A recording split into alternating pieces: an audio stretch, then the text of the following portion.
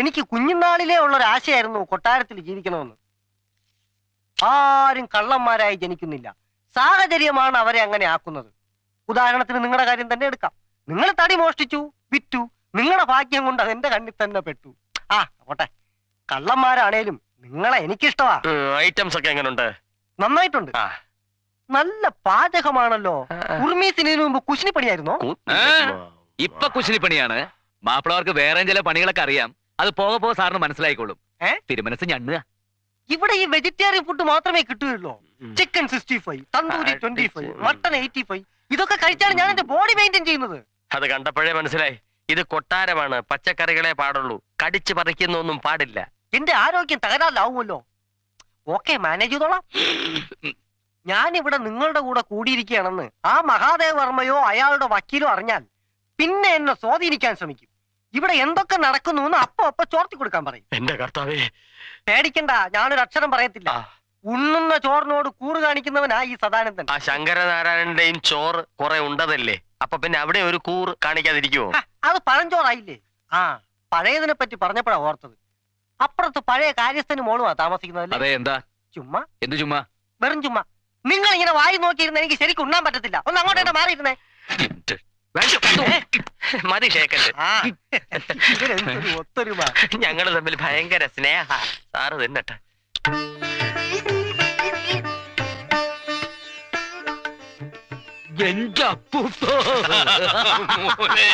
നീ വന്നോടാ എന്റെ മോനെ. നീ എപ്പോഴും ഇവിടെ ഇല്ലാത്തത് കൊണ്ട് അപ്പൂപ്പന് ഒരു രസവുമില്ല. അതുകൊണ്ടല്ലേ അടിക്കടിക്ക് ഞാൻ ഇങ്ങോട്ട് ഓടി വരുന്നത്. എങ്ങനെയുണ്ട് കൊട്ടാരത്തിലെ ജീവിതം? ഒന്നും പറയണ്ട അപ്പൂപ്പ, കൊട്ടാരത്തിലെ ജീവിതം എന്നൊക്കെ പറഞ്ഞ വളരെ ബുദ്ധിമുട്ടാ. ഞാൻ നിന്റെ കൂടെ കൊട്ടാരത്തിൽ വന്നാൽ എന്താ എന്ന് ആലോചിക്കുക. നിനക്കൊരു കൂട്ടുവാങ്ങുമോ?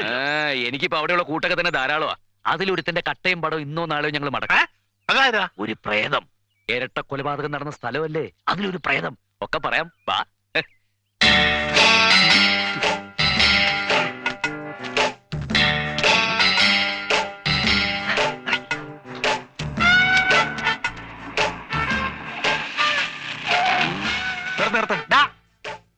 ആരടാ ഒന്ന് മനസ്സമായിട്ട് മൂത്തൊഴിക്കാൻ സമ്മതിക്കില്ലോ? ഇവിടെ വേണം. നിന്നെ ഞാൻ സമാധാനമായിട്ട് ഇരുത്താം. അയ്യോ, തമ്പുരാനായിരുന്നോ?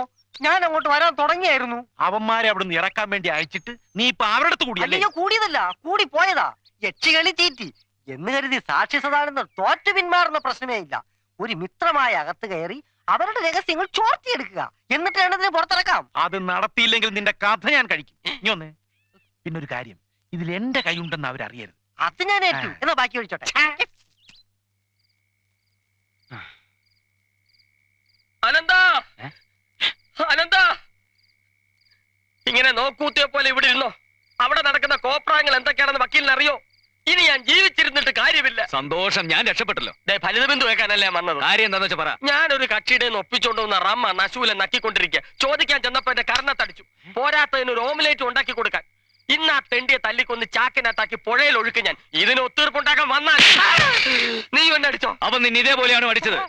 അവൻ നിന്നോട് ഓംലെറ്റ് അടിക്കാൻ പറഞ്ഞോ? ഇന്ന് അവനെ പീസ് പീസ് ആക്കിയിട്ട് തന്നെ കാര്യം തുടങ്ങാം. എന്നാ തുടങ്ങാം. പോ. അയ്യോ, കൈ കൈ.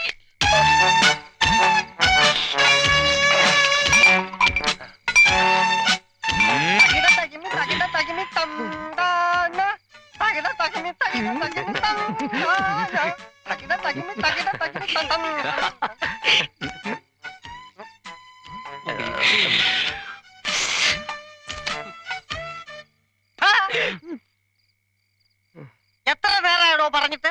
രണ്ട് തടിയന്മാരിവിടെ ഉണ്ടായിരുന്നിട്ട് എനിക്കൊരു ഓംപ്ലേറ്റ് ഉണ്ടാക്കി തരാൻ പറ്റില്ലെന്ന് വെച്ചാ ചെത്തകളെ. തുടങ്ങിക്കോ.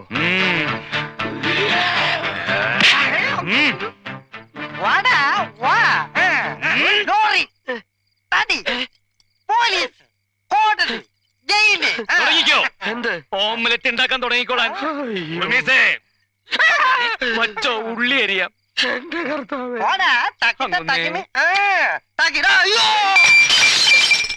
ഓംലെറ്റ് വേണ്ട.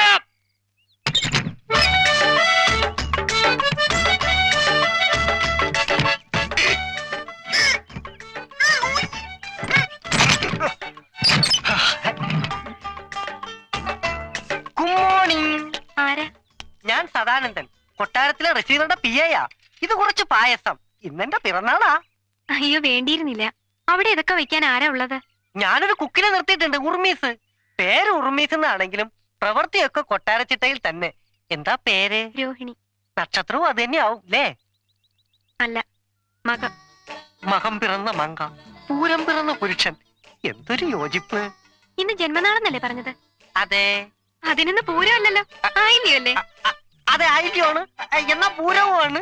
ഇപ്പൊ ഈ നാളുകൾക്കൊന്നും ഒരു സ്ഥിരതയും ഇല്ലാണ്ടായി. രാഷ്ട്രീയക്കാരെ പോലെ എപ്പോ വേണമെങ്കിലും കാര്യം പറയാൻ പിടിച്ചാട്ടെ. പാത്രം ഇപ്പൊ വേണമെന്നില്ല. അബദ്ധമായല്ലോ. ഇവളീ നാളെ കയറി പിടിക്കുന്ന ആരുണ്ട്? വേറെ നമ്പർ ഇടാം. ഇങ്ങനെ പോയാലേ അവൻ റിസീവറും വക്കീല് ഗുമസ്തനുമാകും. ഇന്ന് അവൻ പായസം ഉണ്ടാക്കി അവക്ക് കൊടുത്തു, നാളെ അവൻ പോയസൺ ഉണ്ടാക്കി നമുക്ക് തരും. നനഞ്ഞടം നോക്കി കുഴിക്കുക അവൻ കൊഴുത്തുരുമ്പ്. പെട്ടുപോയില്ലേ, ഇനി സഹിച്ചല്ലേ പറ്റൂ. എത്ര നാൾ സഹിക്കും? അവന്റെ ഒരു അധികാരവും പരിധി വിട്ടുള്ള പെരുമാറ്റവും ഒന്നും എനിക്കങ്ങോട്ട് സൂഹിക്കുന്നില്ല. ഒരലവലാലിയുടെ മുമ്പിൽ നമ്മൾ എത്ര നാൾ ഇങ്ങനെ ശ്വാസം അടക്കി പിടിച്ച് ഓച്ചാനിച്ച് നിൽക്കും? അവൻ വലിയ രാജാവ്, നമ്മൾ വെരി പൂർ പ്രജകളും. അവന്റെ ജാതകത്തിലും ചിലപ്പോ രാജയോഗം കാണുമായിരിക്കും, അത് അനുഭവിച്ചല്ലേ പറ്റൂ. അല്ല, ഇത് കുരുട്ട് ബുദ്ധി കൊണ്ട് കവർന്നെടുത്ത രാജയോഗമാണ്. അത് നമ്മൾ വെച്ച് ഉറപ്പിക്കാൻ പാടില്ല. അവൻ എങ്ങനെയെങ്കിലും പുകച്ച് പുറത്തി അടിക്കണം. എങ്ങനെ? എന്റെ പ്രിയപ്പെട്ട രോഹിണി നക്ഷത്രമേ, ഇന്ന് ഞാൻ തന്ന പായസം പായസമേ അല്ല, എന്റെ പ്രേമത്തിന്റെ സിമ്പലാണ്.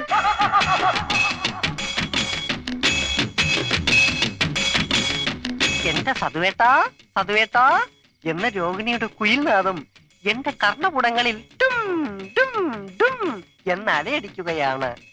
പക്ഷേ അതെല്ലാം തകർക്കാൻ വേഷം കെട്ടി നടക്കുന്ന രണ്ട് കശ്മലന്മാരുണ്ട് ഇവിടെ. ആ ഫൽഗുണന്മാർ ഇന്ന് എന്റെ കയ്യിലെ വെറും കളിപ്പാവകൾ മാത്രമാണ്. തീപ്പട്ടി ഉണ്ടോ? ഒന്ന് പോടോ. ഉണ്ടെങ്കിൽ കൊടുക്കണോ? അയ്യടാ.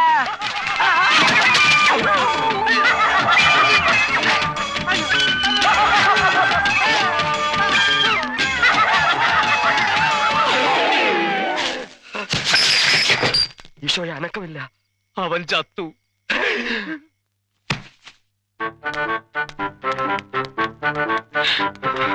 സിസ്റ്റർ, ഇപ്പൊ എങ്ങനെയുണ്ട്? ഒന്നും പറയാറായിട്ടില്ല. സ്കാൻ റിപ്പോർട്ട് കിട്ടിയാലേ എന്തെങ്കിലും പറയാനൊക്കൂ. ഞാൻ പറഞ്ഞില്ലേ. നിങ്ങളല്ലേ ഇന്നലെ ഈ രോഗി ഇവിടെ അഡ്മിറ്റ് ചെയ്തത്? അതെ. എന്നിട്ട് നിങ്ങളല്ലേ മുങ്ങിക്കളഞ്ഞത്? അതെ. ഒരു രോഗിയെ കൊണ്ടുവന്ന ഉത്തരവാദിത്തപ്പെട്ടവർ കൂടെ വേണമെന്ന് അറിയില്ലേ? എന്തെങ്കിലും സംഭവിച്ചാൽ എന്ത് ചെയ്യും? സന്തോഷിക്കും. സിസ്റ്റർ, കൂടുതൽ പറഞ്ഞ് ഞങ്ങളെ വേദനിപ്പിക്കരുത്. ഇവൻ ഈ അവസ്ഥയിൽ ഇവിടെ കിടക്കുന്ന കാണാൻ കഴിയാത്തോണ്ട് ഞങ്ങൾ തമ്മിൽ അങ്ങനെയാ കഴിഞ്ഞിരുന്നത്. ഇപ്പൊ എങ്ങനെയുണ്ട് സിസ്റ്റർ? തട്ടിപ്പോവോ? ബോധം കെട്ട് കിടക്കുക. ഒരു ഓർലിക്സ് തരുവോ? നിങ്ങൾക്ക് ഭാഗ്യമുണ്ട്, ബോധം വീണു. ഞങ്ങളുടെ ബോധം പോയി. ഇവന് പണ്ടേ തലയ്ക്ക് സുഖമില്ലാത്തവനാ. പ്രാന്ത് നിന്റെ തന്തയ്ക്ക. സിസ്റ്റർ, ഒരു മിനിറ്റ്. ഇപ്പൊ തന്നെ കണ്ടില്ലേ? അതുകൊണ്ട് എപ്പോഴൊക്കെ ബോധം വരുന്നു അപ്പോഴൊക്കെ മയക്കുമരുന്ന് കുത്തിവെച്ചേക്കണം. ഒരു കാരണവശാലും ഇവനെ ആശുപത്രി വിട്ട് പുറത്തു പോകാൻ അനുവദിക്കരുത്. ഭയങ്കര ശല്യക്കാരനാ. പ്രത്യേകിച്ച് വെള്ള സാരി ഉടുത്ത പെണ്ണുങ്ങളെ കാണുമ്പോ. ആണോ? എങ്കിൽ ഞാൻ ഏറ്റു. ഏറ്റു.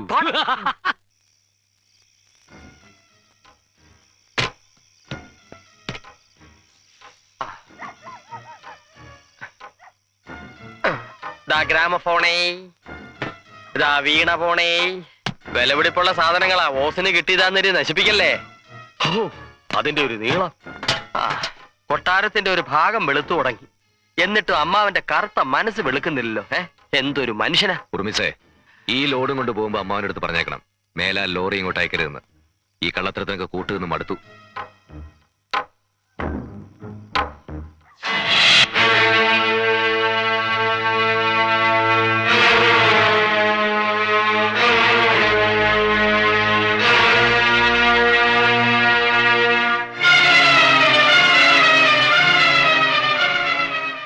അച്ഛനും അമ്മയും മരിച്ചതറിഞ്ഞോ അറിയാതെയോ ഈ ലോകത്ത് എവിടെയെങ്കിലും ജീവിച്ചിരിക്കുന്ന ഒരു അവകാശമുണ്ട് ഇതിന്. എന്തെങ്കിലും ആ അവകാശം തിരിച്ചു വരുമ്പോ ഒരു തിരി വെച്ച് നമസ്കരിക്കാൻ അച്ഛന്റെ അമ്മയുടെ ആ കല്ലറയെങ്കിലും ബാക്കി വെച്ചേക്കണം.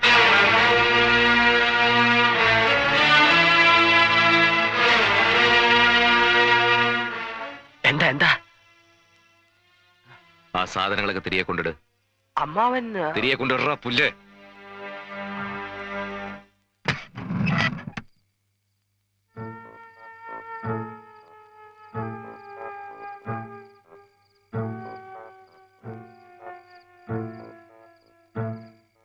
എന്താ? ഞാൻ വന്നത് എനിക്ക് ചിലത് പറയാനുണ്ട്. എനിക്കൊന്നും കേക്കണ്ട. കേൾക്കണം പ്ലീസ്. നിൽക്കൂ, ഞാനൊന്ന് പറഞ്ഞോട്ടെ.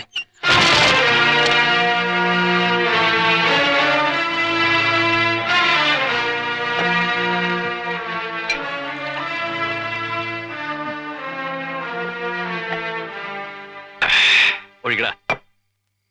തീർത്തോ? കിളിവായിൽ അടച്ചു, ഇനി സാധനം കിട്ടിയില്ല. അല്ലെങ്കിൽ സ്വർണത്തിന്റെ വിലയാ. ഒന്ന് അഡ്ജസ്റ്റ് ചെയ്ത് വീശു വെക്കില്ലേ? വീശും. ബോധം പോണം. ഒരു പെണ്ണിന്റെ മുമ്പിലാണ് ഞാനിന്ന് കള്ളനായത്. അത് ശരിയാ, പക്ഷെ സംഗതി ഗുരുതരമാണ്.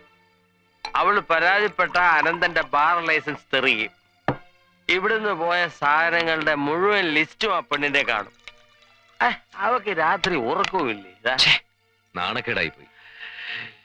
എനിക്ക് ആ കുട്ടിയോട് കാര്യങ്ങളൊക്കെ പറഞ്ഞ് ബോധ്യപ്പെടുത്തണം. ഞാൻ നിരപരാധി എന്ന കുട്ടിയെ അറിയിക്കണം.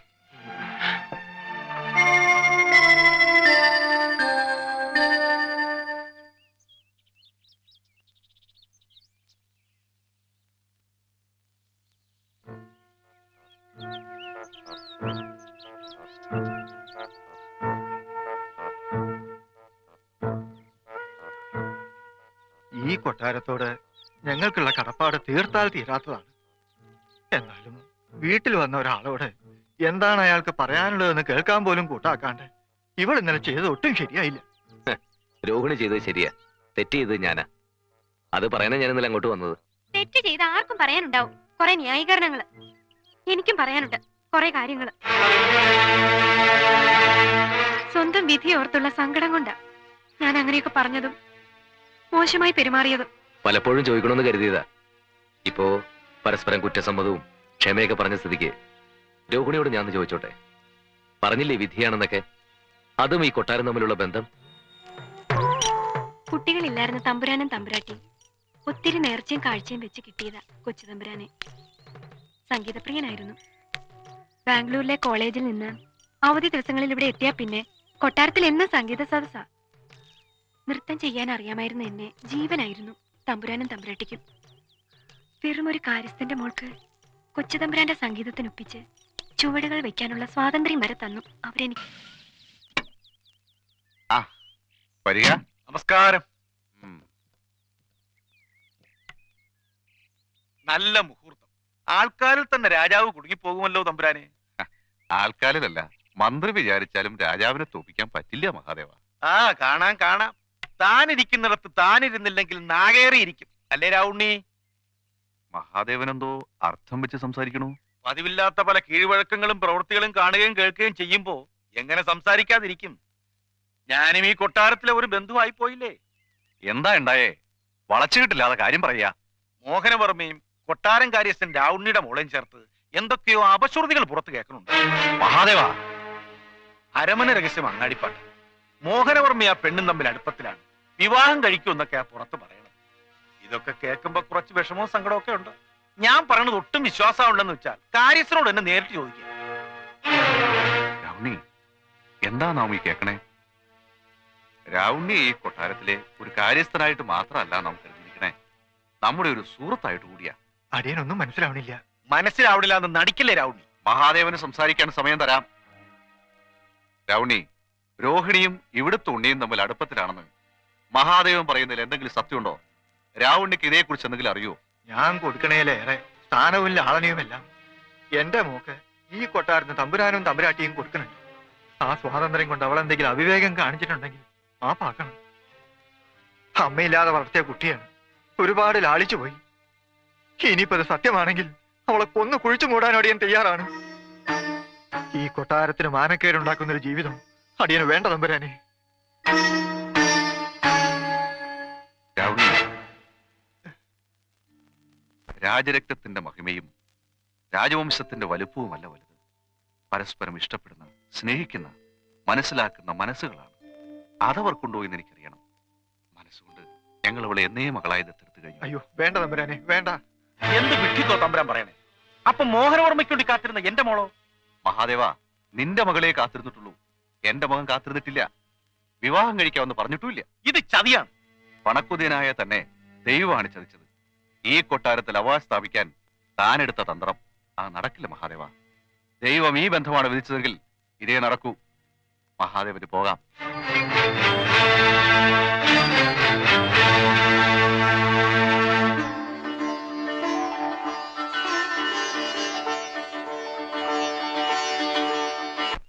ആ സന്തോഷം അധികകാലം നീണ്ടു നിന്നില്ല. MBBS പൂർത്തിയാക്കാൻ കൊച്ചുതമ്പുരാൻ ബാംഗ്ലൂരിലേക്ക് തിരിച്ചുപോയി. ഒരുപാട് മോഹങ്ങളും നെഞ്ചിലേറ്റി ഞാനിവിടെ കാത്തിരുന്നു. നാളുകൾ കഴിഞ്ഞു. ഒരു ദിവസം മോഹനവർമ്മ തമ്പുരാൻ തിരിച്ചു വന്നു. കണ്ണുകളിൽ നിന്ന് തിളക്കവും മനസ്സിൽ നിന്ന് സന്തോഷവും സംഗീതവും നഷ്ടപ്പെട്ട് മയക്കുമരുന്നിനടിമയായ എന്റെ പൊന്നു തമ്പുരാൻ.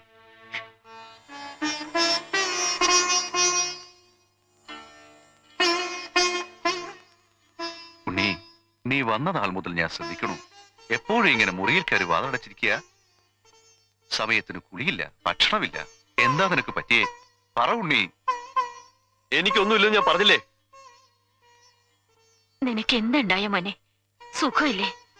അമ്മയ്ക്ക് പേടിയാവണു നിന്റെ ഈ മാറ്റം കണ്ടിട്ട്. നീ ആരോടാ ഈ വെറുപ്പ് കാണിക്കണേ? എനിക്ക് ആരോടും വെറുപ്പില്ല, സ്നേഹമില്ല. ഒന്ന് പോകുന്നുണ്ടോ എല്ലാരും?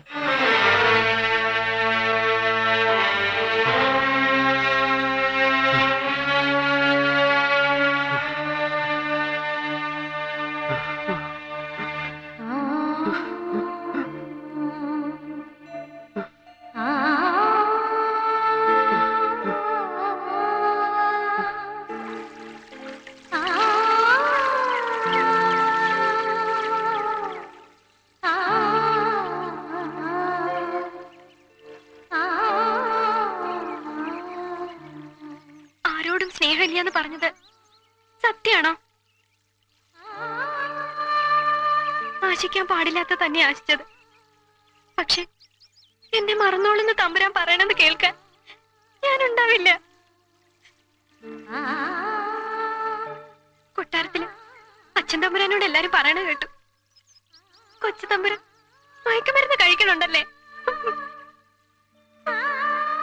എന്തിനാ ഇങ്ങനെയായേ? എനിക്കറിയില്ല. എന്നോടൊന്നും ചോദിക്കരുത്. പേരെടുത്ത ഒരു ഡോക്ടറായി വരാൻ കാത്തിരിക്കുകയാണ് തമ്പുരാനും തമ്പുരാട്ടി. അവരുടെ മനസ്സ് വേദനിപ്പിക്കരുതെന്ന് ഒരപേക്ഷയുണ്ട്. ഇനിയും ഞാൻ ഇവിടെ നിന്ന എനിക്ക് എന്റെ അച്ഛനും അമ്മയും വേദനിപ്പിക്കാനേ കഴിയൂ. ഈ ചീത്ത സ്വഭാവം ഒന്ന് വേണ്ടാന്ന് വെച്ചാ പോരെ? ശ്രമിക്കാഞ്ഞിട്ടല്ല, കഴിയണില്ല. അതിന് എനിക്ക് ഇവിടുന്ന് പോണം. എന്റെ തമ്പുരാൻ എങ്ങോട്ടും പോകരുത്. എനിക്കിതിൽ നിന്ന് രക്ഷപ്പെടണം. ഏതെങ്കിലും ഡി അഡിക്ഷൻ സെന്ററിൽ അഭയം പ്രാപിക്കണം. അതിനെനിക്ക് പോയേ പറ്റൂ. നീ അമ്മയും അച്ഛനെയും പറഞ്ഞു മനസ്സിലാക്കണം. ഞാൻ തിരിച്ചു വരുന്നവരെ ഒരു മകന്റെ സ്നേഹം, മകളുടെ സ്നേഹം ഒക്കെ നീ അവർക്ക് കൊടുക്കണം. നിങ്ങളുടെയൊക്കെ മനസ്സിലെയും ചിത്തിരപുരം കൊട്ടാരത്തിലെയും പഴയ മോഹനവർമ്മയായി ഞാൻ തിരിച്ചു വരും. വീണ്ടും മറ്റൊരു കാത്തിരിപ്പ്. കൊച്ചുതമ്പുരാൻ എവിടെയാണെന്ന് അറിയാത്ത ദുഃഖത്തിനൊപ്പം അദ്ദേഹം തിരിച്ചു വരുമെന്ന പ്രതീക്ഷയും ആശ്വാസവും മാത്രം കൂട്ടിന്. രോഹിണിക്ക് ഒരു കത്ത് പോലും മോഹനവർമ്മ അയച്ചില്ലേ? അയച്ചു. ബാംഗ്ലൂരിനടുത്തുള്ള ഒരു ഡി അഡിക്ഷൻ സെന്ററിൽ ചികിത്സയിലാണെന്നും ഉടൻ തന്നെ മടങ്ങി വരുമെന്നും എനിക്ക് എഴുതിയിരുന്നു. അതറിഞ്ഞ തമ്പുരാനും തമ്പുരാട്ടിക്കും ആശ്വാസമായി. എന്നിട്ട് പിറ്റേന്ന് തന്നെ തമ്പുരാനും തമ്പുരാട്ടി മോനെ കാണാൻ ബാംഗ്ലൂരിലേക്ക് പോയി. പക്ഷെ കാണാൻ കഴിഞ്ഞില്ല. 3 ദിവസം മുൻപ് ആരോടും പറയാതെ അവിടുന്ന് പോയത്രേ. കൊച്ചു തമ്പുരാനെ കാണാതെ നിരാശരായി മടങ്ങിയെത്തിയ രാത്രിയിലാണ് തമ്പുരാനും തമ്പുരാട്ടിയും കൊല്ലപ്പെട്ടത്. അച്ഛനും അമ്മയും കൊല്ലപ്പെട്ടതറിഞ്ഞിട്ടും വരാത്ത മോഹനവർമ്മ ജീവിച്ചിരിപ്പുണ്ടെന്നും തിരിച്ചു വരുമെന്നൊക്കെ രോഹിണി ഇപ്പോഴും വിശ്വസിക്കുന്നുണ്ടോ? വരും. എന്റെ കൊച്ചുതമ്പുരാൻ തിരിച്ചു വരും. എനിക്ക് ഉറപ്പുണ്ട്. അത് സത്യമാവാൻ ഞാനും പ്രാർത്ഥിക്കാം. പിന്നെ നിവൃത്തികേട് കൊണ്ട് ഞാനും എന്തൊക്കെയോ ചെയ്തിട്ടുണ്ട്. പക്ഷെ ഒന്ന് ഞാൻ പറയുന്നു, രോഹിണിയുടെ കൊച്ചുതമ്പുരാൻ തിരിച്ചു വരുമ്പോ ഈ കൊട്ടാരത്തിന് നഷ്ടങ്ങളുടെ കണക്ക് പറയാൻ ഞാൻ ഒരിക്കലും ഇടവരുത്തില്ല.